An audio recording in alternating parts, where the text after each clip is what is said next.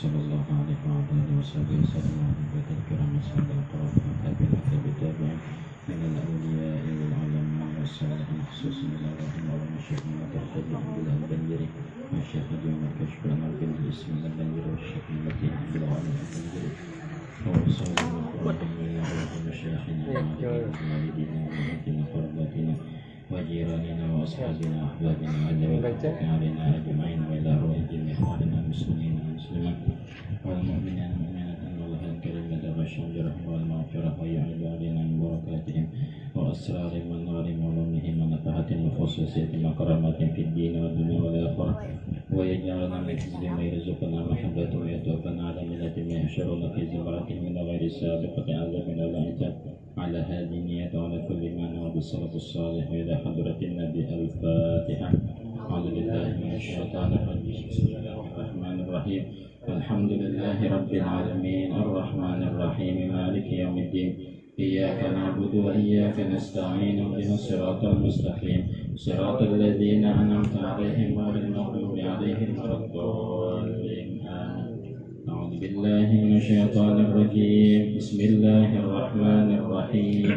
ياسين والقرآن الحكيم إنك لمن المرسلين على صراط مستقيم تنزيل العزيز الرحيم لتنذر قوما ما أنذر آباؤهم فهم غافلون لقد حق القول على أكثرهم فهم لا يؤمنون إنا جعلنا في أعناقهم أغلالا فهي إلى الأذقان فهم مقمحون وجعلنا من بين أيديهم سدا ومن خلفهم سدا فأغشيناهم فهم لا يبصرون وسواء عليهم أنذرتهم أم لم تنذرهم لا يؤمنون إنما تنذر من اتبع ذكر وخشى الرحمن بالغيب فبشره بمغفرة وأجر كريم.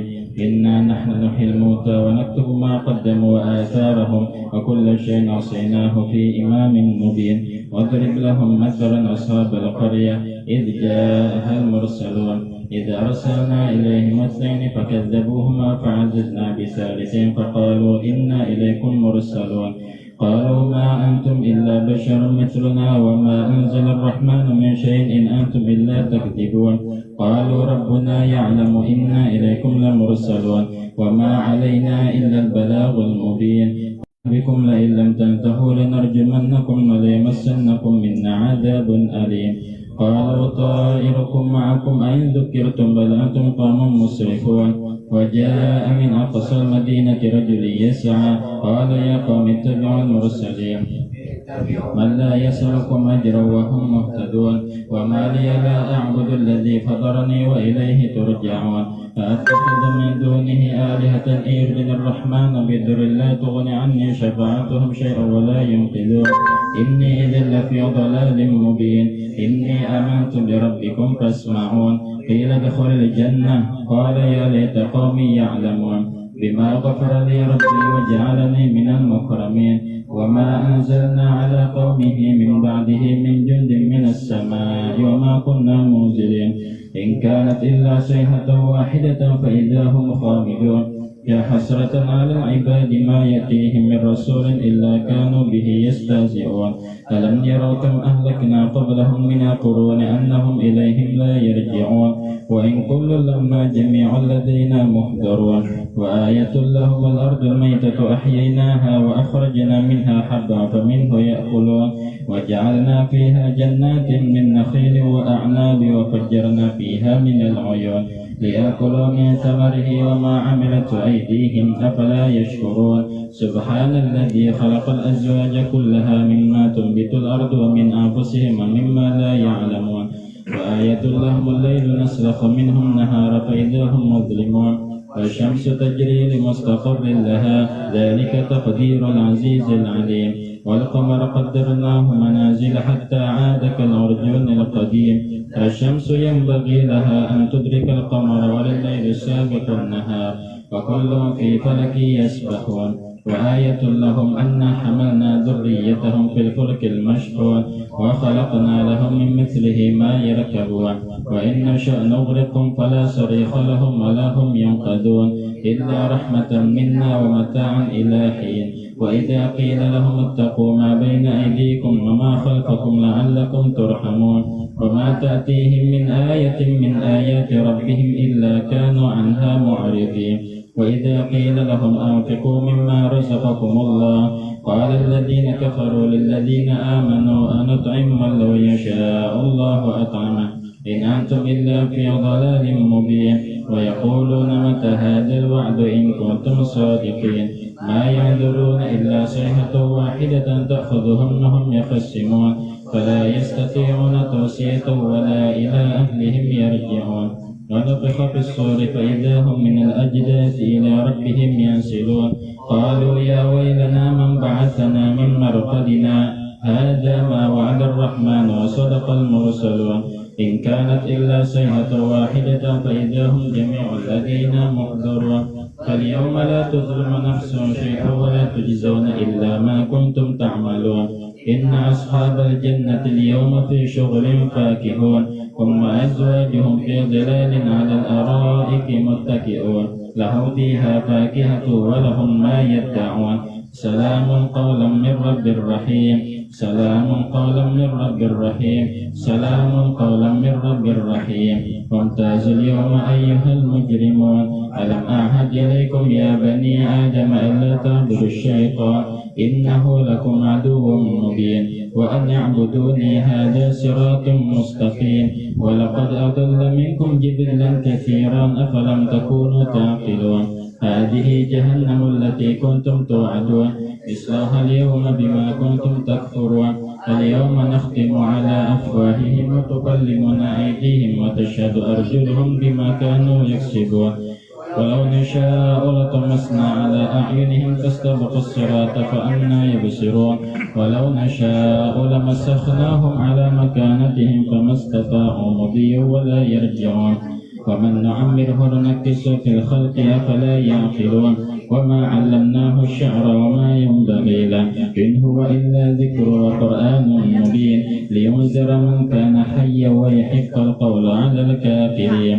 أولم يروا أنا خلقنا لهم مما عملت أيدينا أنعاما فهم لها مالكون وذللناها لهم فمنها ركوبهم ومنها يأكلون ولهم فيها منافع ومشارب أفلا يشكرون واتخذوا من دون الله آلهة لعلهم ينصرون لا يستطيعون نصرهم وهم لهم جند محضرون فلا يحزنك قولهم إنا نعلم ما يسرون وما يعلنون أولم ير الإنسان أنا خلقناه من نطفة فإذا هو خصيم مبين وضرب لنا مثلا ونسي خلقه قال من يحيي العظام وهي رميم قل يحييها الذي أنشاها أول مرة وهو بكل خلق عليم الذي جعل لكم من الشجر الأخضر نارا فإذا أنتم منه توقدون أوليس الذي خلق السماوات والأرض بقادر على أن يخلق مثلهم بلى وهو الخلاق العليم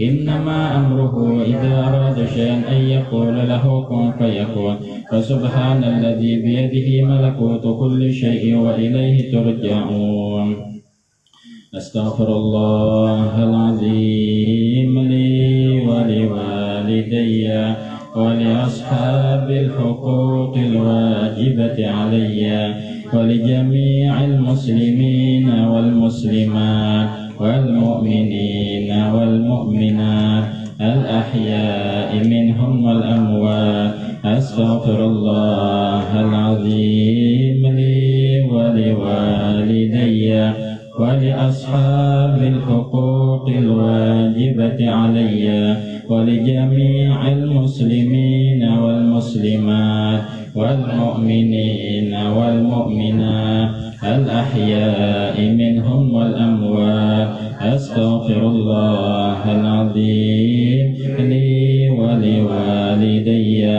ولأصحاب الحقوق الواجبة علي ولجميع المسلمين والمسلمات والمؤمنين والمؤمنات الأحياء منهم والأموات.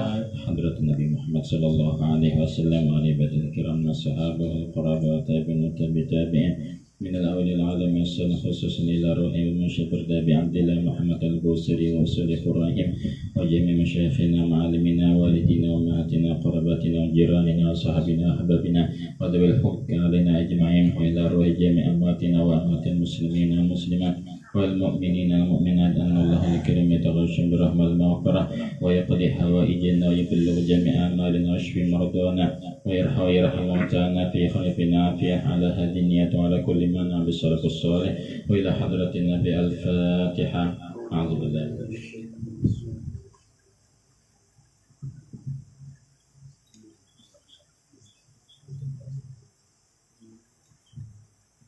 بسم الله الرحمن الرحيم. الحمد لله منشئ الخلق من عدم ثم الصلاة على المختار في القدم مولاي صل وسلم دائما أبدا بك خير الخلق كلهم يا رب صل على من حل في حرم محمد المصطفى من خص بالكرم آمن تذكر جيران بذي سلام مد اهتدى من جرم مقلة بدم أم هبت الريح من تلقاء كاظمة وأمض برق في الظلماء من عظام فما لعينك إن قلت كفى همت وما لقلبك إن قلت استفق يهيم مولاي صل وسلم دائما أبدا على حبيبك خير الخلق كلهم أيسب أن الحب منكتم ما بين منسجم منه ومضطرم لولا الهوى لم ترق دمعا على طلال ولا أريقت لذكر البني والعالم فكيف تنكر حبا بعدما شهدت به عليك عذور الدمع والسقم وأثبت الوجد خط عبرة وظن مثل البهار على خدك وعنا من نعم سرى طيف من أهوى فأرقني والحب يطرد اللذة بالألم مولاي صل وسلم دائما أبدا على حبيبك خير الخلق كلهم يا لئيم في الهوى العذري معذرة مني إليك ولا أنصفت لم تلوم عادتك حالي لا سر بمستتر عن الوشق ولا دائي بمنحسم محطني النصح لكن لست أسمعه إن المحب عن العذل في صمم إن انتهت نصيح الشيب في عدل وشيب أبعد في نص عن التهم مولاي صل وسلم دائما أبدا على حبيبك خير الخلق كلهم فإن أمرت بالسوء ما تعاظم من جهلها بنذير الشيب والهرم ولا أعدت من الفعل الجميل لقير ضيف الآلام ما برأسي غير محتشم لو كنت أعلم أني ما أوقره كتمت سرا بدلي منه بالكتم من لبراد جماه من غوايتها كما يراد جماه الخيل باللجوم مولاي صل وسلم دائما أبدا على حبيبك خير الخلق كلهم فلا ترى بالمعاصي كسر شهوتها إن الطاعة ما يقوي شهوة النهم والنسك طفل إن تهمله شاب على حب الرضا وإن تكتمه ينفتم فاصرف هوى حذر أن توليه إن الهوى ما تولى يسمي أو يسم ورعيها وهي في الأعمال سائمة وإن هي استحلت المرأة فلا تسمي كم حسنا لذة للمرء قاتلة من حيث لم يدري أن سم في الدسم مولاي صل وسلم دائما أبدا على حبيبك خير الخلق كلهم واقتدس عيسى من جوع ومن شباع فربما خمسات شر من التخى واستفرغي الدمع من عين قديم تذاءت من المحارم والزم حمية الندم وخلف نفس والشيطان وعصهما وإنهما محضك النصح فاتهم ولا تطع منهما خصما ولا حكما فأنت تعرف كيد الخصم والحكم. أستغفر الله من قول بلا عمل لقد نسبت به نسل الذي وقم مولاي صل وسلم دائما أبدا حبيبك خير الخلق كلهم أمرتك خير لك ما تمرت به وما استقمت فما قولي لك استقم ولا تزل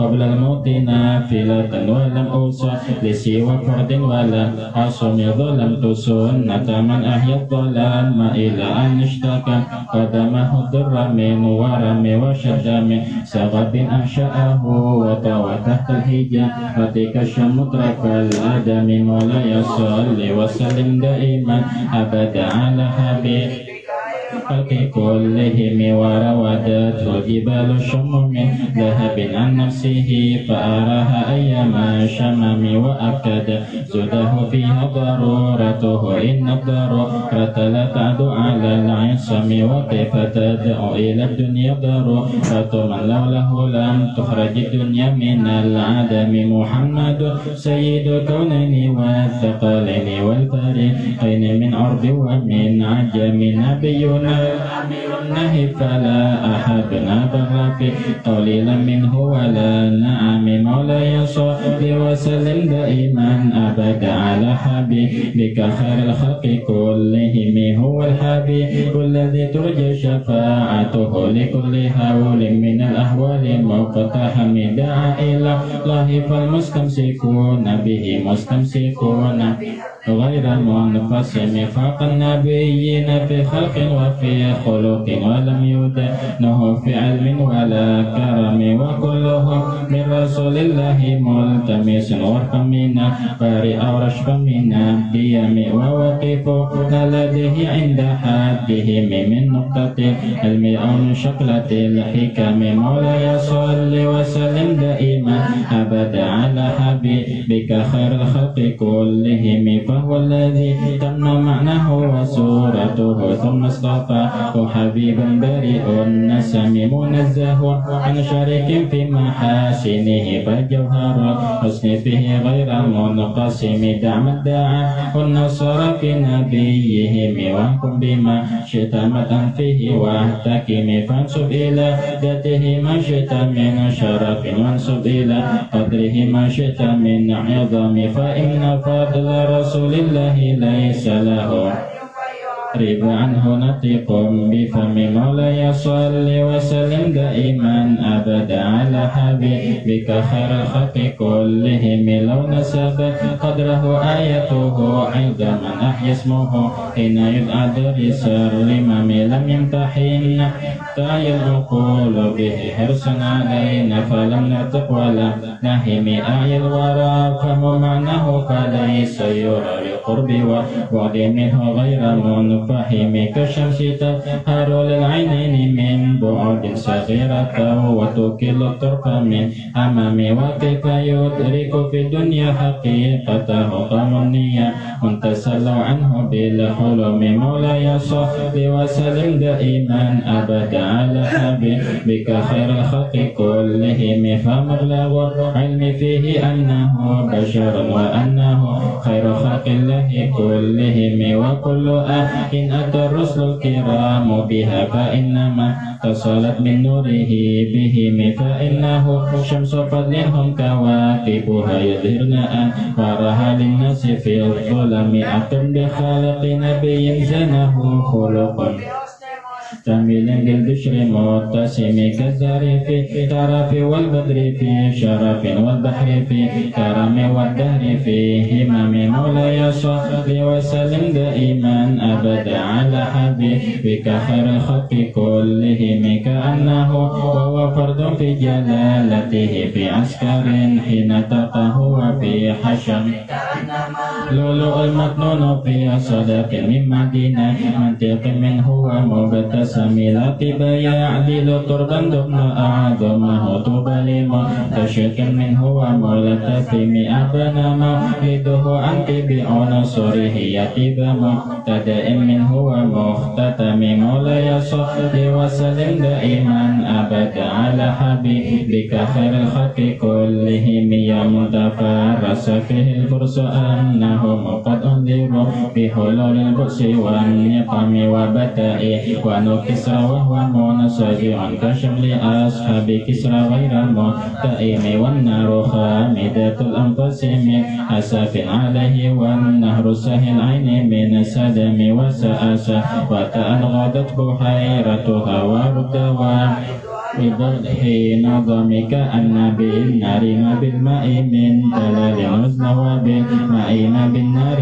من ضرم مولاي صل وسلم دائما أبدا على حبيبك خير الخلق كلهم والجن تهتف والأنوار ساطعة والحق يظهر من معنى ومن كلم عام وسام فإعلان البشائر لم تسمع وبارقة الإنذار لم تشم من بعد ما أخبر الأقوام كاهنهم بأن دينهم المعوج لم يقم وبعدما عينوا في الأفق من شهب مقدات وفق ما في الأرض من صنم حتى غدا عن طريق الوحي منهزم من الشياطين يقوى إثر منهزم مولاي صل وسلم دائما أبدا على حبيبك خير الخلق كلهم كأنه هربا أبطال أبرهة أو عسكر بالحصام الراحتيه رمين بذنبه بعد تسبيح بباطنه ما نبذ المسبح من أشياء ملتقم جاءت لدعوته الأشجار ساجدة تمشي إليه على ساق بلا قدم كأنما سطرت سطر لما كتبت فروعها من بدء الخط في اللقم مولاي صل وسلم دائما أبدا على حبيبك خير الخلق كلهم مثل غمامة أن سار سائرة تقيه حر وتسل الهدي بهم أقسمت بالقمر المشق إن له من قلبه نسبة مبرورة القسم ومحاوى قر من خير ومن كرم وكل طرف من الكفر عنه عمم غار والصدق لم يرم وهم يقولون ما بالغار من أرم ظن الحمى وظن العنكبوت على خير البرية لم تنسج ولم تهم مولاي صل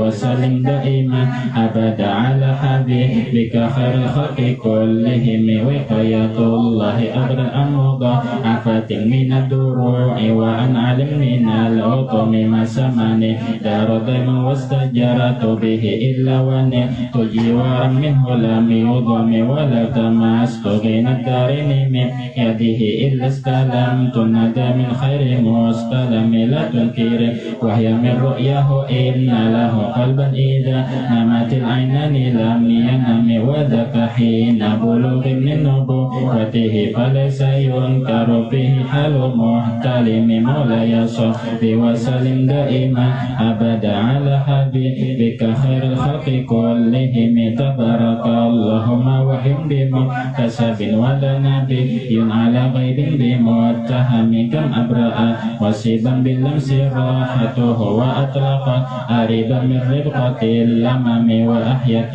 سنة الشهب دعوته حتى هكا مرة في الأعصر الدهم بعريض جد أخي تربطها بها سيف من يم أو سيلا من العرم مولاي صل وسلم دائما أبدا على حبيبك خير الخلق كلهم دعني وواسبي آيات الله ظهر ظهورنا القرى ليلا على عدم فدر يزداد حسنا وهو منتظم وليس ينقص قدرا غير منتظم فمتى تقول أمل المديه إلى ما فيه من كرم الأخلاق والشيم آية حق من الرحمن محدثة قديمة صفة الموصوف بالقدم مولاي صل صل وسلم دائما أبدا على حبيبك خير الخلق كلهم لم تقترن بزمان وهي تخبرنا عن المعاني وعن عدو وعن إرم دامت لدينا ففقد كل معجزة من النبيين إذ جاءت ولم تدم محكمة فما يبقينا من شبه لذي الشقاق ولا يبغينا من حكم محاربا قط إلا عدم حرب عد الأعادي إليها ملقي السلام رد البلاء وتها دعوى معارضها رد الغيور رياض الجميع عن الحرم مولاي صل وسلم دائما أبدا على حبيبك خير الخلق كلهم لها معا إن كموج البحر في مدد وفوق جوهره في الحسن والقيم فما تعد ولا توصى عجائبها ولا توصى على الإكثار بالسأم خرت بها عين قارها فقلت له لقد ظفرت بحبل الله فاعتصم إن تتلوها خيفة من حر النار لضعت فتحها فلظ من وردها الشبيم كأنها عضوة يد الوجوه به من العصاة وقد جاءوه كالحمم مولاي صل وسلم دائما أبدا على حبيبك خير الخلق كلهم وكالصراط وكالميزان معدلة فالقسط من غيرها في الناس لم يقم لا تعجبا لحسد الرحى تجاهلا وهو عين الهلق الفهم قد تنكر عين ضوء الشمس من رماد وينكر كمطعم الماء من سقم يا خير من يمام العفو نسى أتاه سعي وفوق متون الأينق الرسم مولاي صل وسلم دائما أبدا على حبيبك خير الخلق كلهم ومن هو آية الكبرى لمعتبر ومن هو نعمة العظمى لمغتنم سارت من حرم ليلا إلى حرم كما سار قدر في داج من الظلم وبالتترق إلى أن يتم زلة من قاب قوسين لم تدرك ولم ترم وقدمت كجميع الأنبياء بها والرسل تقدم مخدوم على خدم وأنت طريق السبع طباق بهم في موكب كنت فيه صاحب العالم مولاي صل وسلم دائما أبدا على حبيبك خير الخلق كلهم حتى إذا لم تدع شعور لمستبق ولا مرقا لمستنم خفت كل مقام بالإضافة إذ نجيت بالرفع مثل المفرد عالم كيما تفوز بوصل أي مستتر عن العيون وسر أي مكتتم فهزت كل فخار غير مشترك وجزت كل مقام غير مزدحم وجل مقدر ما ولت من رتب إدراك ما أولت من نعم مولاي صل وسلم دائما أبدا على حبيبك خير الخلق كلهم بشرى لنا معشر الإسلام إن لنا من العناية ركنا غير منهدم لما دعا الله داعينا لطاعته بأكرم الرسل كنا أكرم رأت قلوب العيد أنباء بعثته كانت آتي أجبرت غفا من الغنم ما زال يلقاهم في كل معترك حتى هكروا بالقنا لحما على وضم مولاي صل وسلم دائما أبدا على حبيبك خير الخلق كلهم والضفيرا فكادوا يبقون به أشلاء مع الإقبال والرخم تمضي الليالي ولا يدرون عدتها من ليالي الأشهر الحرم كأنما دين ضيف حل ساحتهم بكل قوم إلى لحم العدا قريم يجر بحر خميس فوق سبحة يرمي بما من الأبطال ملتطم من كل منتدب لله منتسب يسقط بمستأصل للكفر مستلم مولاي صل وسلم دائما أبدا على حبيبك خير الخلق كل كلهم حتى غدا ملة الإسلام وهي بهم من بعد غربتها موصولة رحم مقولة أبدا منهم بخير أب وخير بعد فلم تتم ولم تئم هم الجبال فصل عنهم مصادمهم مدراء منهم في كل مصطدم وصل هنا وصل بدر وصل أحد فصلحا في لهم أدهى من الوخم المسكر بدي حمر بعدما ورد من العيدة كل مصد من الإمام مولاي صل وسلم دائما أبدا على حبيبك خير الخلق كلهم والكاتب نبي سمر الختيمة ترى قد أقلامهم حرف جسم غير منعجم شاكسلا إلهم سمة تميزهم والورد يحتاج بالسمة عن السلام تودي إلى كريه النصر نشره مكتسبوا الزهر بالأكمام كله كأنهم في ظهور الخيل نبت ربا من شدة أسبلا من شدة الهزم طارت قلوب العيد من بأسهم فرقا كما تفرق بين البهم والوهم مولاي صل وسلم دائما أبدا على حبيبك خير الخلق كلهم ومن تكن برسول الله نصرته إن تقاه الحسن في أجمها تجم ولم ترى من ولي غير منتصر به ولا من عدو غير منقسم أحل أمته بهرز ملته كالتها لمع الأشبال في أجم كم جدلا كلمة الله من جديد فيه وكم خصم برهان من خصم كفك بالعلم في الأمي معجزة في الجاهلية والتأديب في اليتم مولاي صل وسلم دائما أبدا بك خير الخلق كلهم خدمته بمديه أستقل به ذنوب عمر مضى في الشر والخدم إذ قلدني ما تخشى عواقبه كأنني بهما هدي من النعم أطعت غي الصبا في الحالتين وما حصلت إلا على الأثم والندم فيا خسارة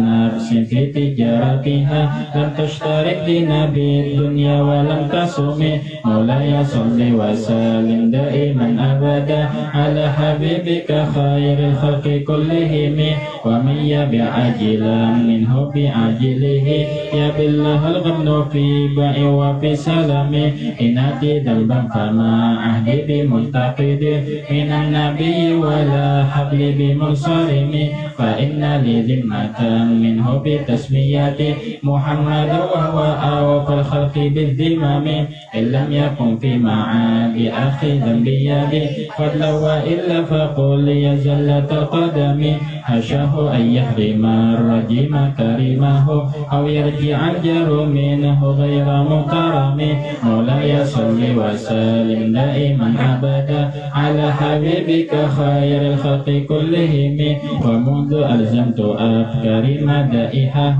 وجدته لخلاص خير ملتزم ولن يفوت الغنى منه يتنتربت إن الحياة ينبت الأزهار في الأكم ولم أرد زهرة الدنيا التي اقتطفت يد زهير بما أثنى على هرمي يا أكرم الخلق ما لمن ألذ به سواك عند حلول للحديث العميم يا أكرم الخلق ما لمن ألذ به سواك عند حلول الحديث العميم يا أكرم الخلق ما لمن ألذ به سواك عند حلول الحديث العميم مولاي صل وسلم دائما أبدا على حبيبك خير الخلق كلهم ولن يضيق رسول الله جاهك به إذا الكريم تجلى باسم منتقم فإن من جودك الدنيا وضرتها ومن علومك علم اللوح والقلم يا نفس لا تقنطي من زلة عظمت إن الكبائر في الغفران كالأمم لعل رحمة ربي حين يقسمها تأتي على حسب العصيان في القسم يا ربي واجعل رجائي غير منعكس لديك واجعل حسابي غير منخرم يا ربي واجعل رجائي غير منعكس لديك واجعل حسابي غير منخرم يا ربي واجعل رجائي غير منعكس لديك واجعل حسابي غير منخرم مولاي صل وسلم دائما أبدا خير الخلق كلهم وتب بعمدك في الدارين إن له صبر متى تدعوه الأهوال ينهزم وذلس بصلاة منك دائمة على النبي هل ومنسجم مرنها عذابات البني ريح صبا وأقرب العساحات العيس بالنغم ثم الرضا عن أبي بكر وعن عمر وعن علي وعن عثمان ذي الكرم والآل والصحب ثم التابعين أهل التقى والنقى والحلم والكرم مولاي صل وسلم دائما أبدا على حبيبك خير الخلق كلهم يا ربي بالمصطفى بلغ مقاصدنا واغفر لنا ما مضى يا واسع الكرم يا ربي بالمصطفى بلغ مقاصدنا واغفر لنا ما مضى يا واسع الكرم يا ربي بالمصطفى بلغ مقاصدنا واغفر لنا ما مضى يا واسع الكرم واغفر إلهي لكل المسلمين بما يتلوه في المسجد الأقصى وفي الحرم بجاه من بيته في طيبة حرام واسمه قاسم من أعظم القسم وهذه بردة المختار قد ختم والحمد لله في بدء وفي ختم أبياتها قد أتت 60 مع 100 فرج بها كربنا يا واسع الكرم أبياتها قد أتت 60 مع 100 فرج بها كربنا يا واسع الكرم أبياتها قد أتت 60 مع 100 فرج بها كربنا يا واسع الكرم مولاي صل وسلم دائما أبدا على حبيبك خير الخلق كلهم يا ربي واختم لقارئها وسامعيها بحسن خاتمة يا منجي الأمم والمسلمين جميعا كلما تلي أمن تذكر جيران بذي سلام مولاي صل وسلم دائما أبدا على حبيبك خير الخلق كلهم اللهم صل وسلم وبارك عليه وعلى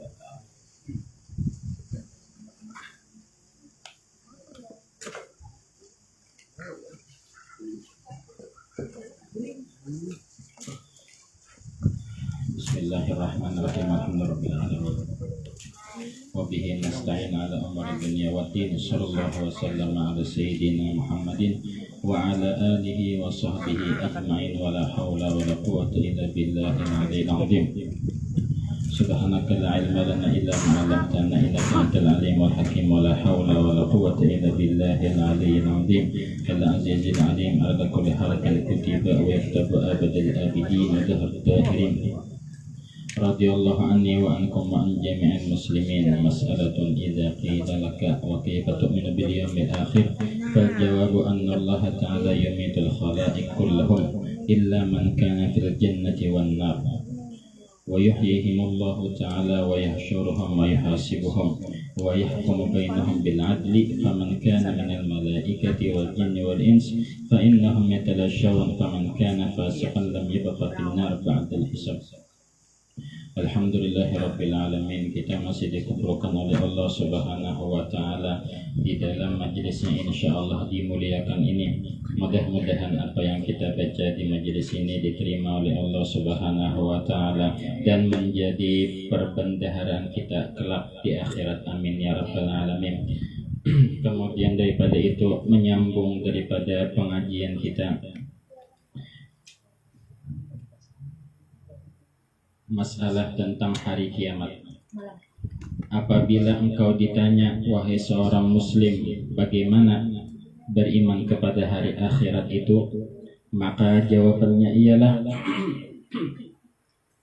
sesungguhnya Allah Ta'ala mematikan seluruh makhluknya, seluruhnya tidak terkecuali.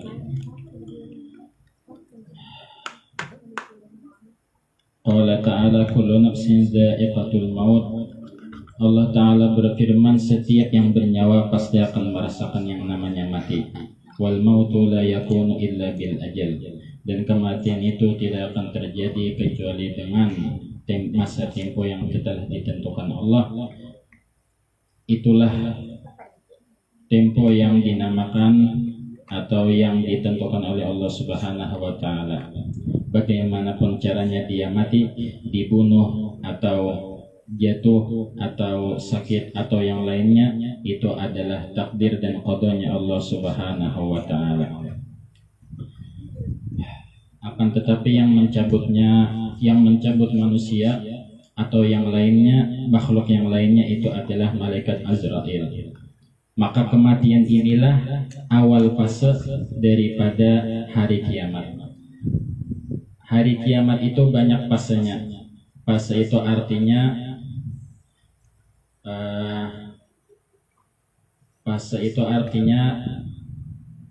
ialah waktunya. Jadi seseorang, kapan dinamakan seseorang itu kiamat? Apabila dia sudah mati. Dia sudah mati, itu sudah kiamat baginya. Apa yang dia temui pertama kali di dalam akhirat ialah kematian ini. Kematian inilah yang menentukan apakah dia selamat atau celaka. Rasulullah bersabda, al-qabru imma raudatun min riyadil jannah wa hufratun min hufarin niran. Kubur seseorang itu bisa salah satu kebun dari surga atau salah satu galian dari neraka. Apabila dia selamat di dalam alam kubur, maka pastilah dia selamat sesudahnya. Apabila dia celaka di dalam kubur, maka na'udzubillahi min dzalik, sesuatu yang akan menemuinya itu lebih dahsyat lagi. Oleh karena itu, cara supaya kita selamat di alam kubur ialah membaca surah Tabarak saben malam.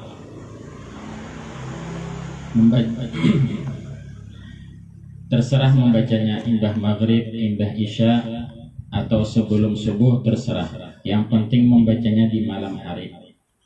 Dan membacanya terserah pian, hendak di dalam sembahyang ba'diyah isya boleh juga. Pinang alih, misalnya pian hafal surah Tabarak. Kalau pinajar aku berduduk-duduk kainnya, kada baca lagi, baca aja langsung di sunnah ba'diyah. Itu lebih afdal. Ada lagi yang kedua amalannya, ini amalannya tangalih supaya selamat dari kubur, yaitu hafal Al-Quran. Nah ini yang berat. Tapi kalau surah Tabarak, insya Allah yang dapat taufik itu mudah aja mengerjakannya. Maka karenanya janganlah kita tinggalkan surah Tabarak ini. Kalau orang bahari digabung 3, Yasin, Waqiah, Tabarak. Itu kadang mau tinggal. Pernah ada kisah seorang ulama besar berjalan di suatu komplek pekuburan. Jadi di pekuburan sedang berjalan, ternyata ada mendengar pukulan dalam suatu kubur. Di dalam kubur orang itu dipukul. Pendengar sidin orang itu dipukul. Yang penghuni kubur itu. Setelah terdengar pukulan tadi, ternyata nang keluar anjing hirang. Ujar ulama tadi, siapa ikam wahai anjing keluar dari kubur ini? Maka dengan kudratnya Allah, anjing tadi berpandir. Ujar anjing, ana amalul mayyit, aku ini gawiannya si mayit. Itulah sabda Nabi Sallallahu Alaihi Wasallam, yatba'ul mayta salata, seorang mayit itu diikuti oleh 3. Yang pertama maluhu, hartanya. Yang kedua keluarganya. Yang ketiga amalnya. Harta dan amalnya, harta dan keluarganya inya bebulik. tapi amalnya beumpat dalam kubur. Amalnya itu yang diserupakan oleh Allah Ta'ala menjadi makhluk. Apabila amalnya baik, maka amalnya itu menyerupai dengan makhluk yang baik. Tapi bila amalnya itu jahat, maka menyerupai makhluk yang jahat. Seperti itu ada anjing. Siapa yang takutan lawan anjing, rabies virusnya itu bisa bermasalah. Bila kita kena najisnya, berapa kali membasuhnya? Membasuhnya 7 kali dicampur lawan tanah. Nah, ujar anjing, aku gawiannya si mayit. Jadi ujar ulama tadi, nang kadengaran pukulan tadi gesan siapa? Gesan orangnya kah, gesan ikam? Ujar anjing, gesan aku. Oh, bingung ulama besar tadi. Kenapa tak anjing yang dipukul, lain mayitnya yang dipukul? Ternyata ujar anjing, mayit ini amalannya bahari setiap malam inya membaca surah Yasin dan dangsanak-dangsanaknya. Dangsanak surah Yasin apa kira-kira? Nah, seperti Al-Waqi'ah, Tabarak, Ad-Dukhan. 4 surah itu dangsanaknya surah Yasin. Maka ujar ulama, janganlah kita meninggal membaca 4 surah ini minimal. Tambahannya membaca Al-Quran sejuz minimal. Paling banyak 10 juz, paling sedang 5 juz orang baca Al-Quran. Kalau pian kawal lagi sehari sahatam. Nah kayak Imam Syafi'i di bulan lain sidin sekali sehari ini khatam Al-Quran. Bila di bulan puasa malam khatam, siang khatam, 2 kali khatam, 2 kali tamat. Adakah nang kawa menuruti nang kaya sidin? Ada ayat mun Allah Ta'ala hendak. Jangan disambat kadeda dulu, jangan. Mun Allah Ta'ala hendak ada aja. Bisa diantara pian kalau ada nang kawa menuruti. Kemudian sesudah itu jersidin di sini ialah, jadi awal pasalnya tadi orang kiamat itu ialah kematian.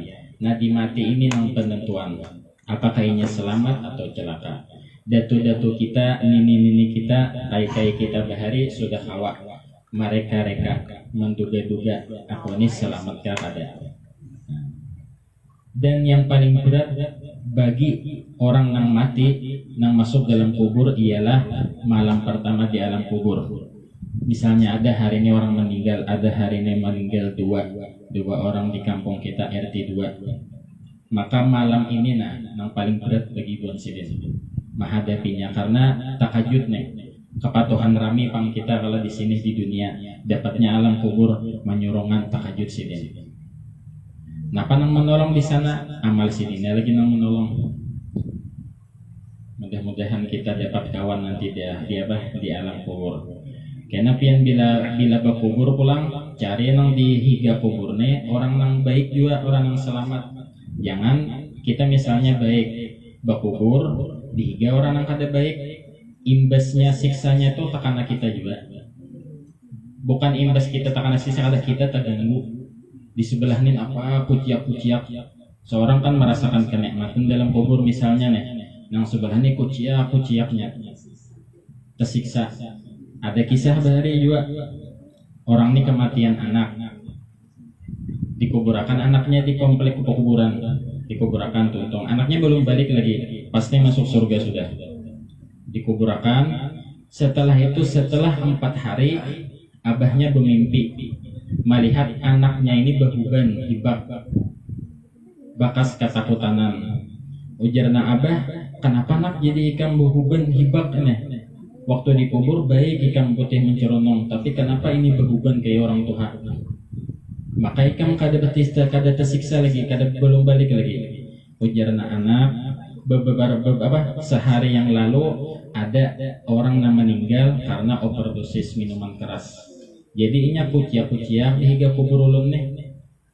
Ulun mendengar kuciakannya itu takutan, langsung berhuban.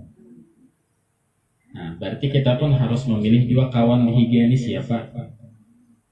Makanya ujar ulama, bila kawan itu bila dihiga ini orangnya kada hancur di kuburnya, maka tetangganya 40 kubur atau 4 kada hancur. Jadi misalnya berkubur ada guru sokumpul tuh, untung bener tuh tak kumpul lawan sidin.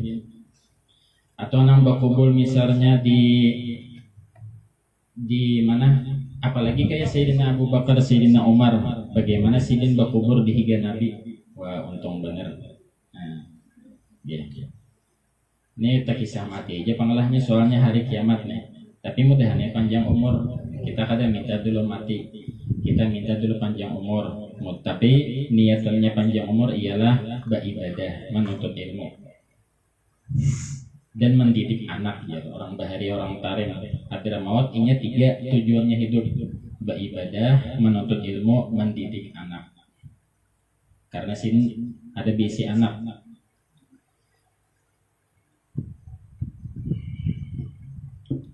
Nah, ini nang kita hadapi kena bertahan menghadapi, tapi gilirannya kada tahu. Apabila gilirannya ada nang tertawa kalangkang malamnya, soalnya besoknya pengumuman di masjid, innalillahi wa inna ilaihi raji'un, innalillahi wa inna ilaihi raji'un. Kayak hanya rembakan di lawan aku jad pagi tadi, malam tadi hanya kalangkangan kami tertawaan di warung-warung, sehalinya sudah terkapar. Naudzubillah. Seandainya memilih itu orang ulama bahari, seandainya memilih, sidin lebih memilih mati garing. Seandainya memilih itu daripada mati mendadak. Karena bila garing berdahulu hanyar mati, kawadah membenahi diri. Mendadak itu kalau kena rahatan maksiat mendadak mati, celaka. Atau rahatan hati ini tergeser dari Tuhan, celaka. Jadi orang ulama lebih memilih mati garing. Tapi kita pun kadang hendak juga garing, ya kan? Nah, jangan memilih itu, cuma kita ini sebagai hamba karakawah sudah ada nama menentukan.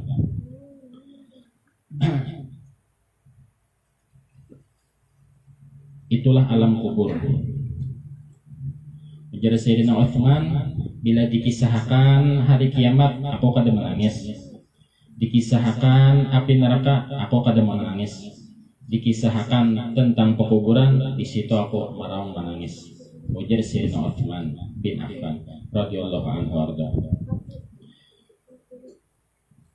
Kemudian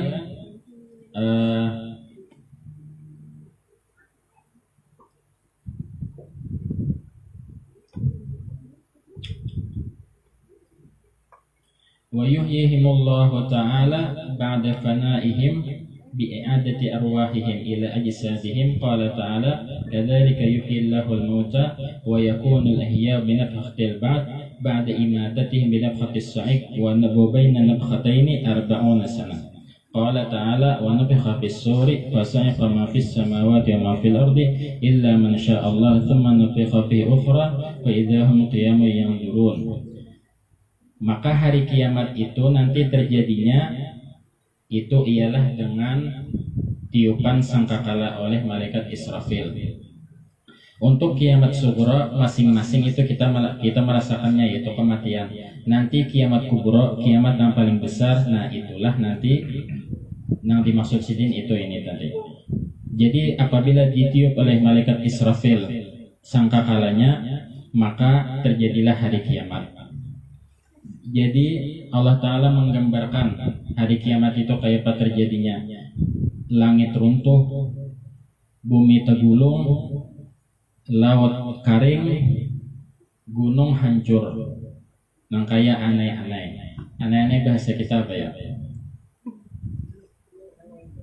Aneh-aneh. Kayak lalat berterbangan. Gunung nang benarnya saling liwaran, hancur dapatnya sangkakala. Tapi adalah nang kada mati. Nah itu semua makhluk mati. Manusianya, hewannya, tumbuhannya mati bertahan. Malaikatnya pun mati, kecuali 8. Malaikatnya 8. Jibril, Mikail, Israfil, Azrail. Batu malaikat pembawa arsy 4. Dari 4 sisi. Ya karena arsy itu kayak persegi, kayak apa? Persegi panjang atau kotak. Jadi dalam satu ini ada seekong malaikat, ada seekong malaikat, ada seekong malaikat, ada seekong 4. Bentuknya apa kayak semalam tuh? Bentuknya kayak kambing. Bentuk malaikatnya. Nah itu nang kada dimatiakan Tuhan bedahulu. Jadi ujar ini, ujar ayatnya di Quran ini, dan ditiuplah sangkakala, maka seluruh orang yang di bumi dan di langit meninggal mati takajud, kecuali Allah yang kehendaki. Siapa itu? Ya berempat tadi, Jibril, Mikail, Israfil, Azrail, dan malaikat pembawa arsy berempat 8. Jadi ujar Allah Ta'ala memandiri malaikat yang 8 nih, wahai malaikat, ya malaikati, adakah lagi yang hidup selain Tuhan ikam nih?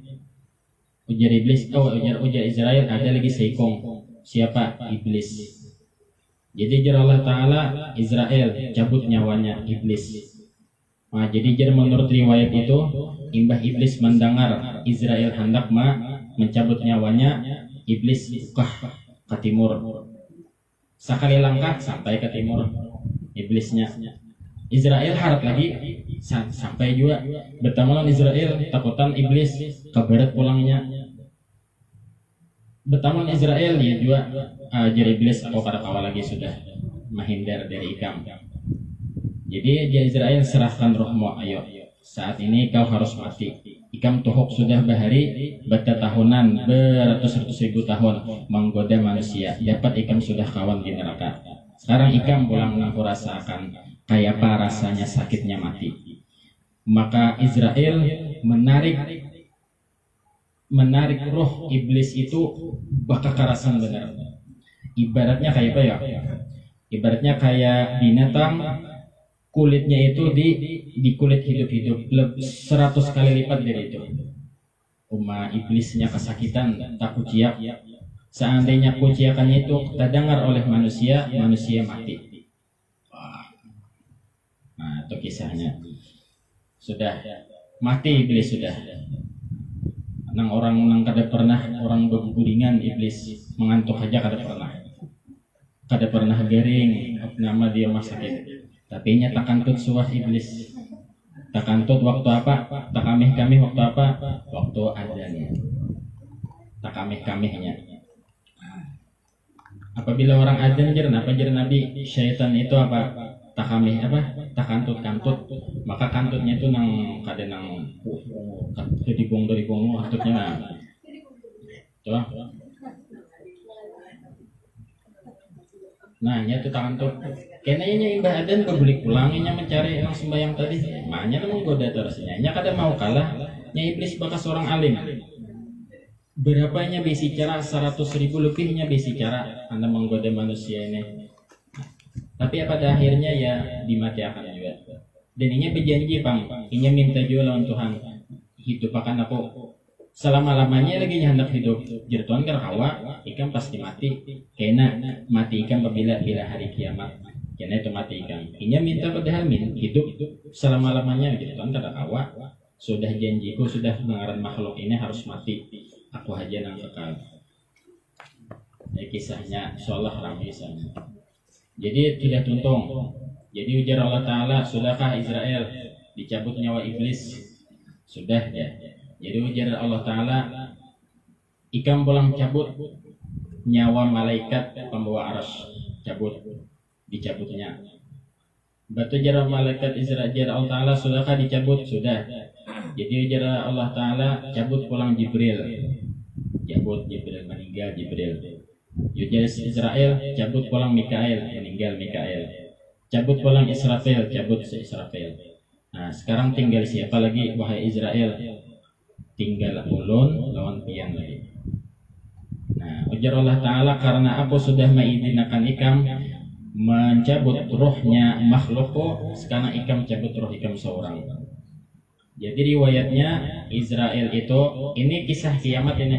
Di dalam kitabnya kisah kiamat. Jadi Israel mencabut nyawanya lewat ubun-ubunnya ini, mencabut seorangnya, cabutnya.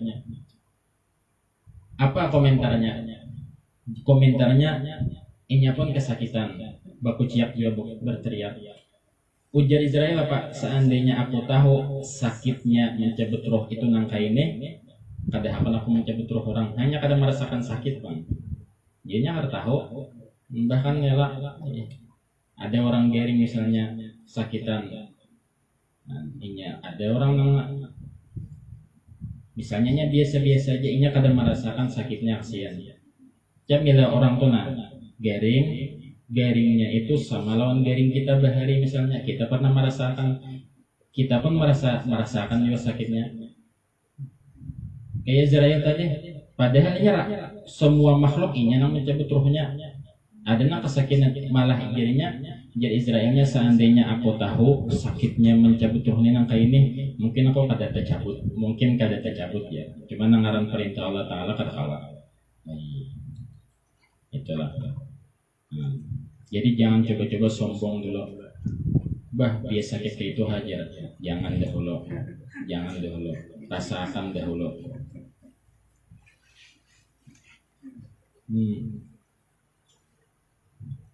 Bah, lo kan cocok misalnya menyebati orang sakit ya. Bah, nangka itu aja tak adu-adu aja. Sekalinya inya pulang nang karena sakit, inya tak adu aja. Anjar kawan. Kenapa meniwas aku semalam? Soalnya ikam gini tak adu-adu juga. Habis sudah. Habis hari kiamat sudah. Tersisa siapa lagi? Tersisa Allah Ta'ala aja lagi. Itu tiupan pertama itu tiupan pertama. Ini ada 2 kali tiupan. Tiupan pertama dengan kedua ini jaraknya 40 tahun. Tapi 40 tahun ini 40 tahun akhirat, bukan 40 tahun dunia. 40 tahun akhirat, 1 tahunnya di akhirat sama lawan 100.000, sama lawan 1000 tahun di dunia. Seharinya tuh, sehari di akhirat sama lawan 1000 tahun di akhirat. 2. Jadi setelah itu 40 tahun karena makhluk, karena kehidupan. Ujar Allah Ta'ala, limanil mulkul yawm lillahil wahidil qahhar. Siapa berisi kerajaan saat ini? Nah, asalnya Fir'aun yang sombong berisi kerajaan mengaku Tuhan. Asalnya Namrud mengaku Tuhan. Karena dalam menjawabnya matian bertahan. Nah, jadi Tuhan lillahil wahidil qahhar, maka bagi Allah lah kerajaan pada saat ini. Setelah itu dihidupkan, siapa lagi? Dihidupkan belum. Setelah itu Allah Ta'ala hujannya ini jadinya jarak kayak air mani. Hujannya ini kayak air mani. Jadi tetesan air mani tadi masuk ke tanah. Nah, di tanah itu airnya tadi sampai menjalar ke tulang sulbi. Jadi manusia ini ada sebuting biji nang halus itu kada mau hancur. Pernah ada orang meneliti, bubuhan peneliti sekalinya ada organ manusia yang kada mau hancur, ada. Kalau tulang-tulangnya hancur, daging-dagingnya hancur, sekalinya ada satu lagi yang kada mau hancur. Halus bener bendanya itu, mungkin yang kayak dabu aja atau kayak ketombe mungkin. Kawat dilihat di teleskop aja, macam-macam, dijemur buahnya, dibakar buahnya, dipukul buahnya, kada mau hancur. Nah, itu kainan yang menjadi cikal bakal manusia pulang. Jadi nang hujan air mani tadi masuk ke tanah, lalu ini menjalar ke biji nang jarak kayak tulang sulbi tadi, sampai ke sana. Nah, lalu keluar lagi, nah langsung berbentuk nang kayak ini awak kita. Kan awak kita hancurin dalam kubur. Tapi ada biji tulang sulbi tadi di awak ini. Bila kena air tadi, maka awak kita ini berbentuk pulang, berbentuk hanyar. Bertahan kena seanuan tuh dihujani Tuhan. Hanyar indah tuh dihidupkan Israfil. Dihidupkan Israfil, ditiupnya pulang sangkakala. Ditiupnya sangkakala, tiupan kedua. Nah, waktu itu ruhnya apa? Ruhnya itu terbulikan bertahan. Rohnya itu di manakah anaknya Allahu alam, itu ilmu Tuhan. Roh kita ini kada hancur, ada kan lain roh lawan jasad.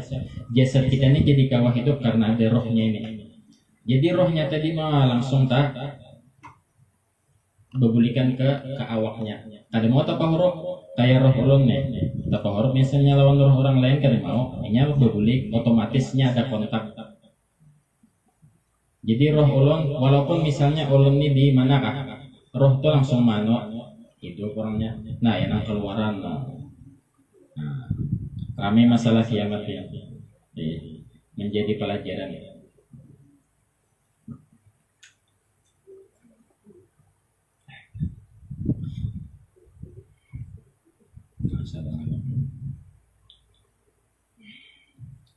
Setelah hidup, manusia tadi hidup sudah, rohnya tadi terbulikan sudah bertahan, masuk, lalu keluar roh, keluarnya, lalu keluar jasadnya. Nang mana baik orangnya menuju padang mahsyar, ada nang betunggangan, ada nang menuju padang mahsyar, muhanya ini nang terjungkir balik, muhanya ini nang berjalan. Ada nang berjalan aja ke padang mahsyar. Ujar orang jualah padang mahsyar tuh ya hari Arafah. Nang padang Arafah 7 orang. Gitu ujar orang Pak. Di situ ujar padang mahsyar. Jadi nang mana di Banjar, nang mana di Haladiu, nang mana di Amuntai, berjalan bertahan ke padang Arafah tuh ujar mulai sini. Macam-macam, ada yang bertunggangan, ada yang berjalan, ada yang berjalan lawan kepala, itu nang kada baik.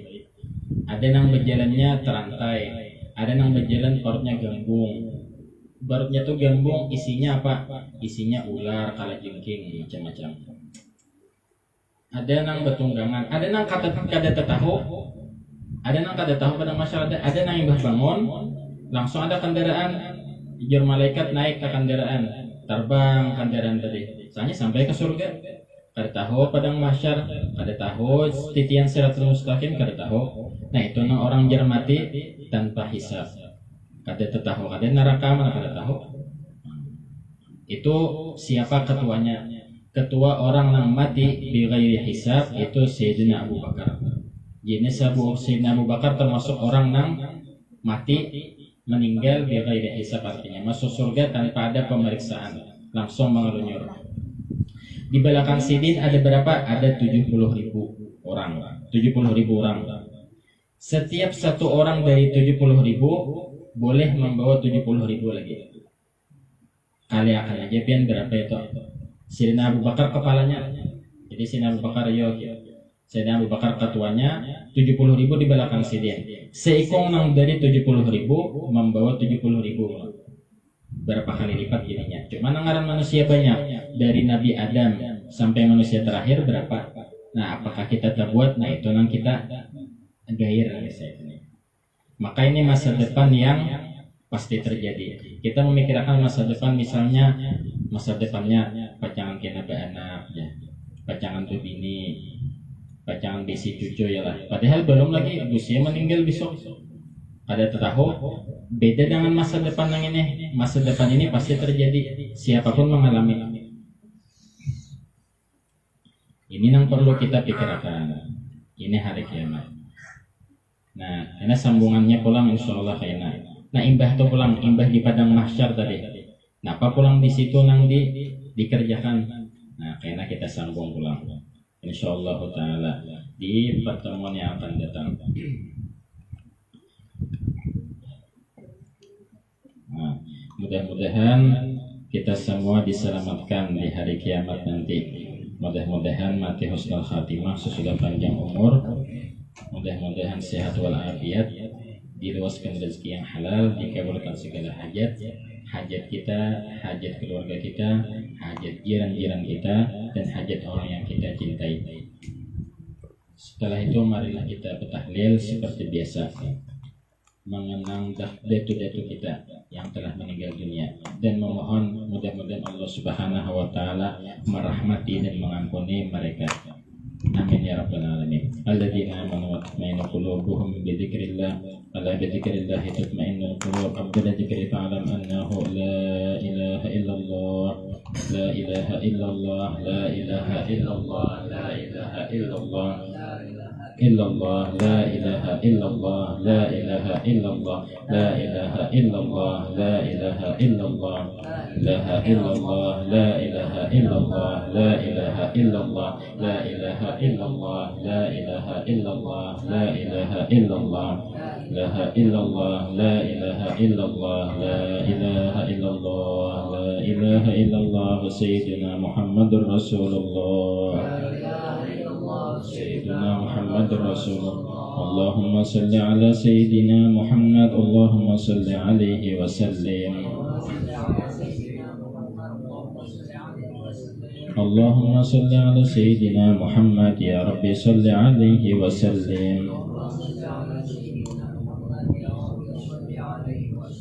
سبحان الله بحمده سبحان الله بحمده سبحان الله بحمده سبحان الله بحمده سبحان الله بحمده سبحان الله بحمده سبحان الله بحمده سبحان الله بحمده سبحان الله بحمده سبحان الله وبحمده سبحان الله وبحمده سبحان الله العظيم سبحان الله العظيم سبحان الله وبحمده سبحان الله العلي العظيم. اللهم صل على حبيبك سيدنا محمد وعلى آله وصحبه وسلم.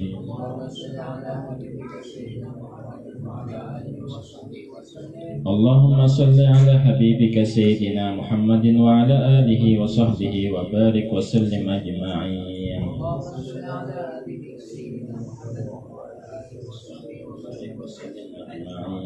الفاتحة إلى حضرتك.